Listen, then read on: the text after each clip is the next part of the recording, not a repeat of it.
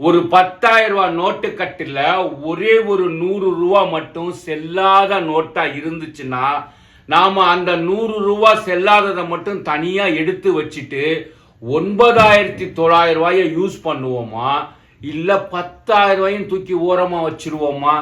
9,900 ரூபாயை யூஸ் பண்ணுவோம் தானே, செல்லாத ஒரு 100 ரூபா நோட்டை மட்டும் தானே தூக்கி ஓரமா வைப்போம்.